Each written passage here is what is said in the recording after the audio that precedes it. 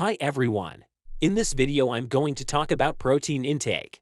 Out there is a lot of conflicting information about how many protein you should eat daily. The general bodybuilding rule is to eat at least 1 gram of protein per pound of body weight, or 2.2 grams of protein per kilogram. Is this the correct amount of protein you should consume daily? Well, I'm going to give you the definitive science-based answer on every protein-related question you've ever asked. Let's start. When it comes to general health, the World Health Organization recommends just 0.8 grams of protein per kilogram of body weight, or 0.36 grams per pound. Therefore, a 70 kilograms, or around 140-pound person would only need about 56 grams of protein per day. This amount is easily achievable with our Western diet, unless you're vegan or vegetarian. Still, the amount is not super high. However, this recommendation doesn't consider weight training, and many protein experts have called for an increase, given the abundance of evidence showing health benefits with higher protein intakes, and the sports nutrition research is perfectly clear in showing that this amount of protein simply won't be enough to support, much less maximize muscle growth. To maximize muscle protein synthesis, we'll need more protein, and the amount depends if you're cutting, maintaining, or bulking, although I don't suggest you to bulk on thousands of calories. But that's not the topic of this video. Also, these ranges will apply both for men and women.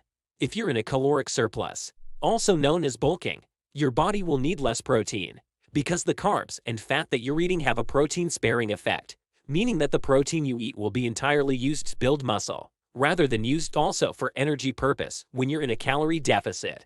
During a caloric surplus, the best research recommends 1.6 to 2.2 grams per kilo, or 0.7 to 1 gram per pound per day. So, if you weigh 180 pounds or 80 kilos, you'd want something between 125 and 180 grams of protein per day when bulking. Instead, during a cut, your body's not only getting less calories from food, but you have also less body fat and less glycogen as energy reserves. Therefore, your body is much more prone to also break down lean body mass tissue, your muscles, to get the energy it needs. In this scenario, research suggests to increase protein intake to 1.8 or 2.7 grams per kilogram, or 0.8 to 1.2 grams per pound.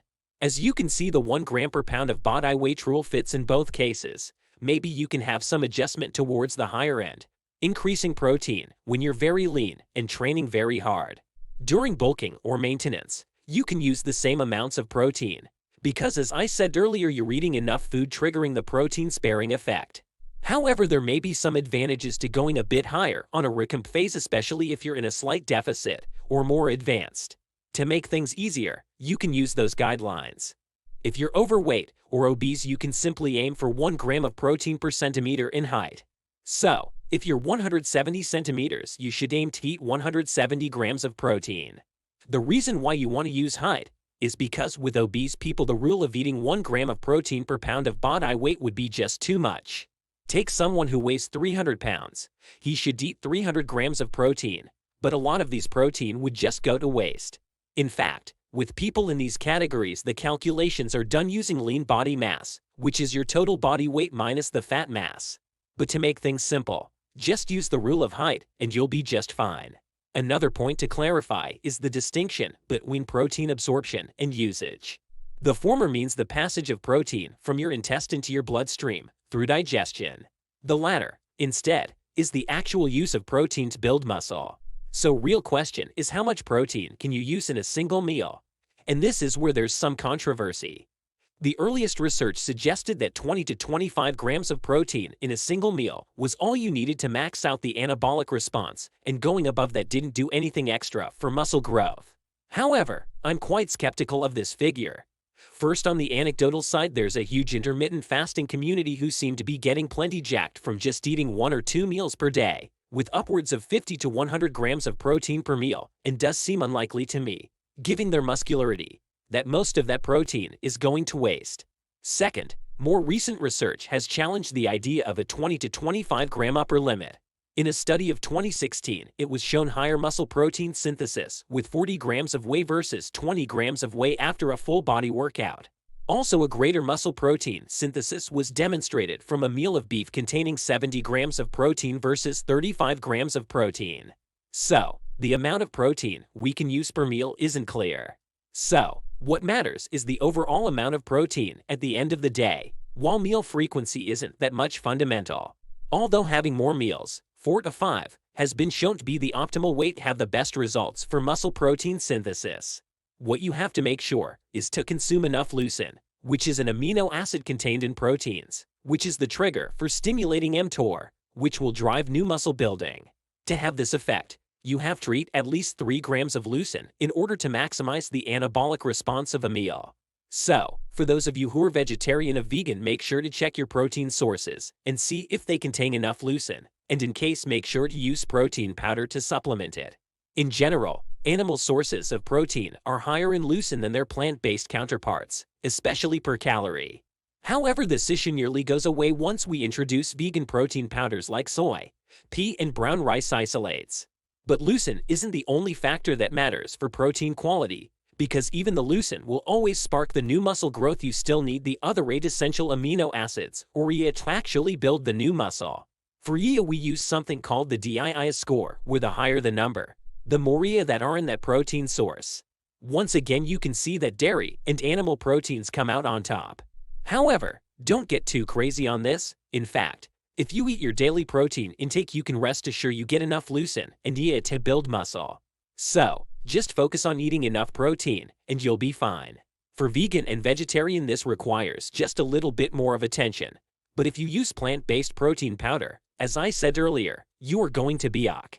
Also, you need to stop believe the existence of the so-called anabolic window, where you have to consume protein 30 minutes after your training, otherwise you won't get gains. This is no true.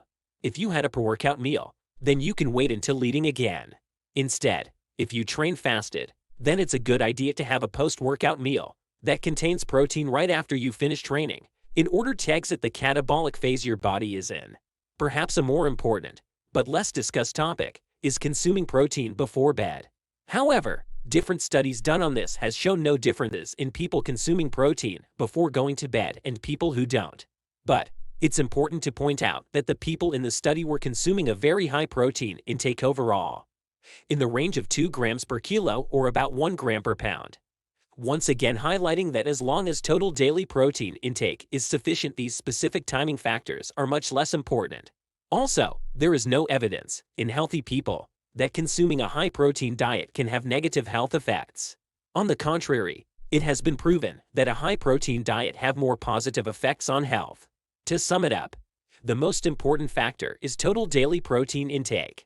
If you're looking to optimize further, you can pay attention to how you distribute your protein throughout the day, consuming 3 to 5 meals. As for the amount, if you don't want to make a lot of calculation, just go with 1 gram of protein per pound of body weight, or 2.2 per kilograms, if you're not obese or overweight. In the other case, 1 gram of protein per centimeter of height. If you want more information on nutrition and diet, don't forget to check out my nutrition and diet book. Hope you like the video. Don't forget to subscribe, comment, like, and share it with your friends. See you on the next one.